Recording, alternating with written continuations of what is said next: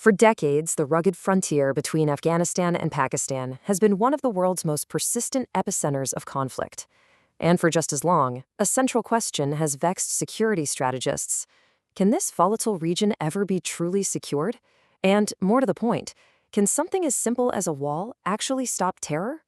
You see, this strategic region is much more than just a border. It effectively serves as a sanctuary for numerous militant organizations.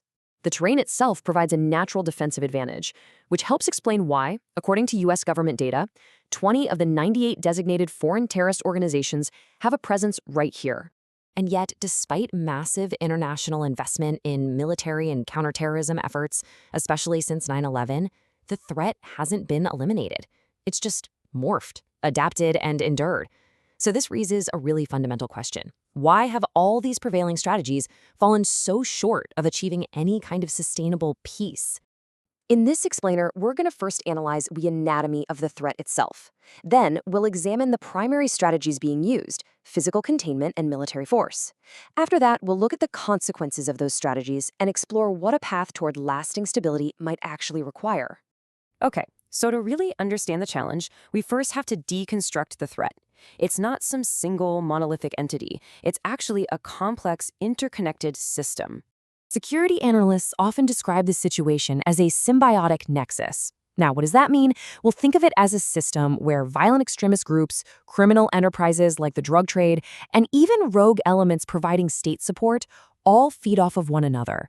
Together, they create this incredibly resilient ecosystem where terrorism can thrive, funded by crime and sometimes protected by strategic interests. And where do the recruits for these groups come from? Well, they often emerge from a place of deep societal grievance. In Pakistan, you have a combination of factors like widespread poverty, a fractured education system, and a real lack of faith in the justice system. All these things create a fertile ground for radicalization, making young people vulnerable to extremist ideologies that promise them a purpose and an identity. The economic picture here is absolutely critical. Just look at this number. 31% of educated young people in Pakistan are unemployed. That frustration, that lack of opportunity, creates an environment where radical groups can easily recruit, simply by offering a sense of belonging and, just as importantly, a source of income. So, in response to this incredibly complex threat, the dominant security strategies have really focused on physical and military control. Let's examine the two main approaches that have been tried. On one hand, you have the long-term counterinsurgency approach, or COIN. Its goal is to hold territory and, crucially, win the support of the local population, the whole hearts and minds idea. On the other hand, you have the strategy of raiding, sometimes called mowing the grass. Here, the goal isn't to occupy land at all. It's to conduct repetitive strikes to wear down the enemy's capabilities and, hopefully, create deterrence. Now, these strategies didn't just appear out of nowhere. You can trace their roots back to the 1979 Soviet invasion of Afghanistan, which gave rise to the Mujahideen. After the Soviets left, those same forces were repurposed. But then came 9/11, and the entire strategic landscape shifted, which ultimately led Pakistan to adopt a physical containment strategy, starting with that border fence in 2017. The Durand Line fence is really the prime example of this containment strategy. From Pakistan's point of view, the barrier is essential. It's meant to regulate movement over a border that's been historically porous, in part because this old colonial-era line cuts right through ethnic Pashtun tribal lands. The goal is simple: prevent cross-border attacks and finally assert state control. The other major tactic is the military raid. These are typically very rapid, high-intensity operations. Think drone strikes or special forces incursions. They're designed to inflict maximum damage on militant leadership and infrastructure. The key is, there's no intention of holding any territory. The goal is pure attrition and temporary disruption. But, of course, these hard power strategies come with significant, often unintended consequences, particularly for the civilians who are caught in the middle of it all. The human toll has just been immense. Since 9/11, it's estimated that more than 80,000 people have been killed in terrorism-related violence inside Pakistan alone, and that figure includes civilians, security forces, and militants. And beyond that staggering death toll, the wider consequences have been just as severe. Military operations in the tribal areas have created over 1 million internally displaced people. Reports describe high civilian casualties and even scorched earth tactics that destroy entire villages. The total economic cost to Pakistan is estimated to be over $126 billion. The experience for civilians is often just devastating.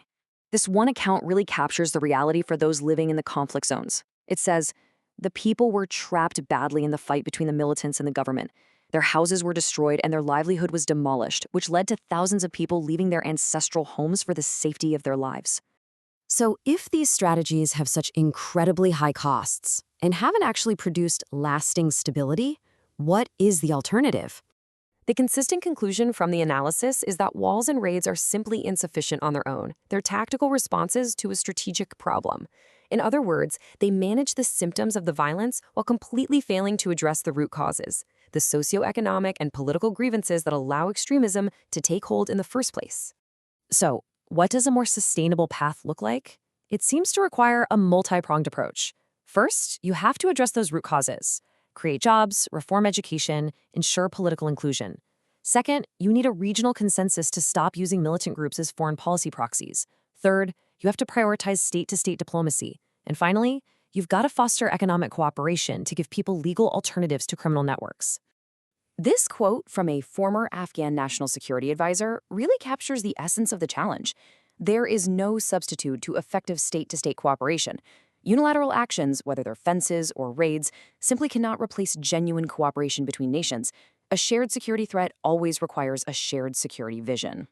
And all of this leaves us with a final and very complex question. If walls and military force are not the long-term answer, what does a truly secure and cooperative border even look like? And perhaps more importantly, what political will is required from all sides to finally build it?